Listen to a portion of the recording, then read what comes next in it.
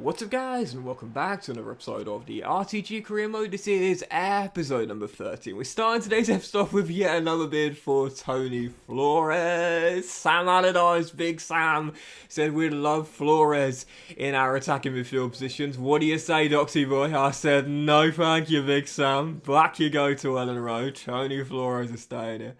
And following that as well, I don't know what I was doing there with the accent.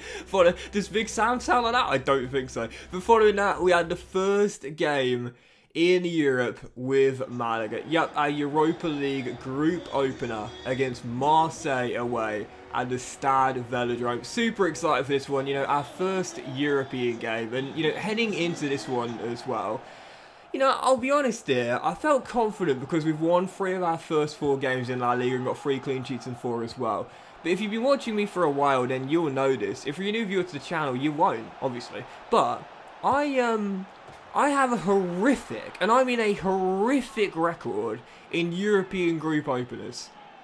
Horrific. And I'm going to say that word again, horrific. I seem to lose 4 times out of 5 in my Europa League or Champions League group openers. So heading into the game, after a great start, again, 3 wins and 3 clean sheets in my first 4 games, you'd think, well, you've got to feel confident, right? I know Marseille away is probably the toughest game of 6 you'll play, but even so, yes, I did feel slightly confident, but I also remembered my form in these European group openers and thought, well, maybe it's just not meant to be. 16 minutes in after Tony Flores gave us the lead, Marseille were back on level terms. Really unlucky goal, made a tackle, bounced straight back to the French team, and Noff converts from close range to make it 1-1. And I was thinking, okay, alright, it's okay, don't worry about it, plenty of the game to go, and plenty more chance to come, I'm sure. So right from kickoff, Lorenzo Zuniga storms forward down the left and offloads to Tony Flores, who hits it just over the bar, going for his second goal of the night as it was still 1-1. And 32 minutes in, I kept the pressure going. Luis Munoz plays a lovely ball over the top there to Tony Flores, my danger man in the game here. Tries to chip it over Paul Lopez, succeeds, but it hits the crossbar and Chancel Mbemba hoofs it away. So still 1-1, and despite the fact that Marseille found their leveller, I was playing well, I was getting really good chances, but then in stoppage time in the first half,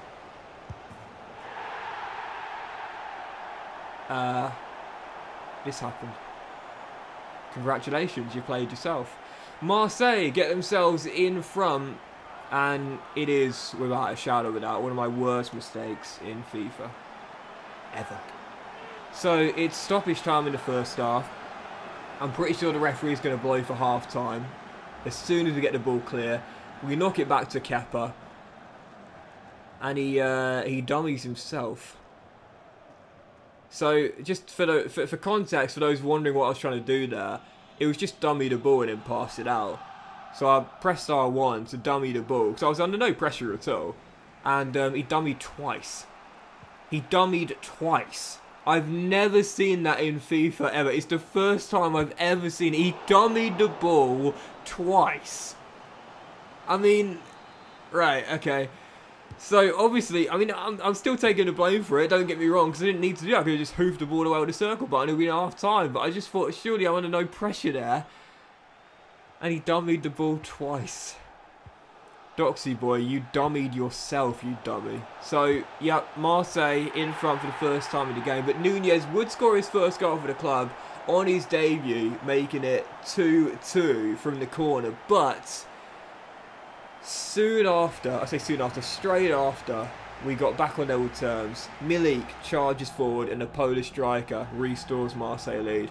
Final score at the Velodrome, Marseille 3, Malaga 2. And my horrendous run of form in European group openers gets extended. Another loss in a group opener in Europe. And I mean, the first goal, really, really unfortunate. The third goal, a kick-off goal, and the second goal,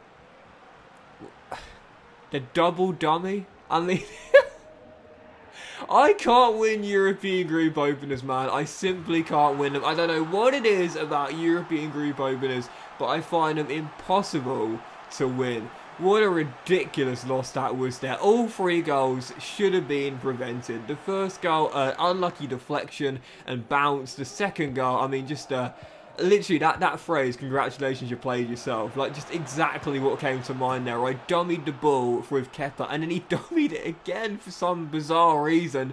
And then the third goal, kickoff goal, that is so hard to defend against sometimes. Final score 3-2, and we lose in the opening group game. I'm not too concerned. That was the hardest group game there was out of 6, no doubt about it, but still so frustrating. So following game, we're back at the Estadio La Rosaleda, and I thought, right, I'm taking my anger out on Celta Vigo. We took the lead through Zorgain, getting his second goal of the season. Celta Vigo would have levelled it, but with 15 minutes to go, still tied at 1-1. Bang! And Adama Traore gets us back in front as he blasted into the far corner to make it 2-1. Malaga back in front, restore the lead. We're back in front, 10 minutes to go, aiming to see the game out here and return to winning ways. Abbas down the left-hand side, the youngster out of the academy, finds Roberto. Lovely knock-off to Busquets, and this is a really nice goal here from left to right, basically on the byline, working the ball inside. Busquets offloads, and there is Carlos Gonzalez. I said in the last episode, keep your eyes on this guy. He looks really good. He's got a potential tag. He's got a 4-star weak foot, I think it is. He looks really solid there. He gets our 4th goal, and the left footer gets his 1st goal in pro football. Keep your eyes on him. I'm quite excited about him, I must say. He wraps the game up. Malaga 3, Celta Vigo 1. So the disappointing loss away in the south of France put behind us there. We needed to make sure, as we always say, consistency is king, we'd win the following game as well. RCD Mallorca coming to the Estadio La Rosaleda, heading into scaling for back-to-back wins here in Andalusia. Well, tough first half, didn't really create anything, and then in the second half here, oh my goodness, how did this ball stay out? 11 minutes after the restart, great save, and then basically on the goal line, Zuniga heads the ball off the crossbar. So still 0-0, Mallorca escape, and then with 15 minutes to go, Ferreira just onside, smashes it past Kepa at the near post, and Mallorca have the lead. So we're behind at home to RCD Mallorca. This will be such a disappointing loss here, and I really felt as though we need to get at least a point in this game. If we are to be a European team, these games you can't really slip up in. So down by a goal, needed to respond. 4 minutes to go in the game, final chance, Adama Traore gets in behind the back line and finesses the ball home for his 2nd goal in 2. I love this guy so much, man, honestly. Adama Traore, the speedster, makes it 1-1. We are back on level terms, and the question was, would there be a late winner for either time? Stoppage time, we go into the 91st minute, a chance for us to win the game. El Akab down the right-hand side, storming forward, our final chance. And Lorenzo Zuniga from 5 yards gets his 2nd of the season. Yep, Zuniga, the top assist maker for Malaga last season. Even though now he's more of a bench striker for us, he'll still always have a place in this team. Top scorer in the Segunda division in our promotion winning season in Season 1. Top assist maker last year in Season 2. And whilst now he's mostly coming off the bench for Adama Traore, he'll always have a place in this team because he ensures we get the big win there and back-to-back victories. First Adama Traore and then Zuniga with the final kick of the game winning it for us. This is why I often say this, man. Like, I know I sound like a broken record when I say it, but like, late goals in FIFA, they're so common nowadays. I mean, they really are. Late goals are so common and so frequently scored.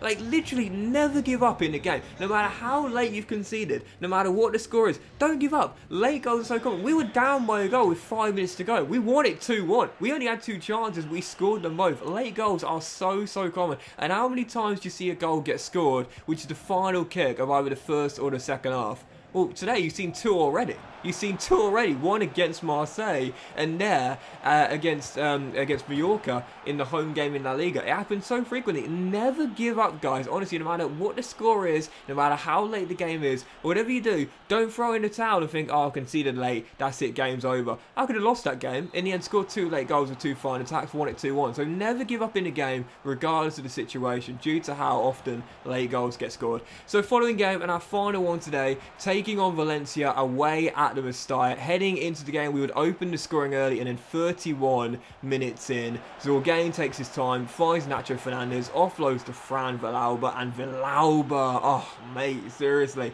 He's been another one of those players that in season 1 was superb for us, and in this team has kept his place. He's so good for me. I really, really like him. He makes it 2-0 Malaga, doubles his goal tally for the game, doubles our goal tally. We lead by 2, and then later on in the game, aims to close the game out. Clearance off the line, kept us still leading by 2, as we picked up our first clean sheet in a few games as well. Yep, red hot start for Kepa and the boys in the back line defensively. A few games without a clean sheet, pretty disappointing, but a clearance off the line there ensured we will get back to clean sheet ways, if that makes sense, defensively. So yep, 2-0 final score against Valencia, and despite the slip up against Elche, what a fantastic start to the season. 6 wins from 7, and only behind Barcelona on goal difference. The top 3 all separated by goal difference, but a great start for Malaga. Long may it continue. But that will end today's episode of the RTG Career Mode, guys. Big thank you for watching. Hope you have enjoyed. If you have done, please drop a like. Most of you all have a fantastic day, and I will see you for the next episode of the RTG Career Mode very soon.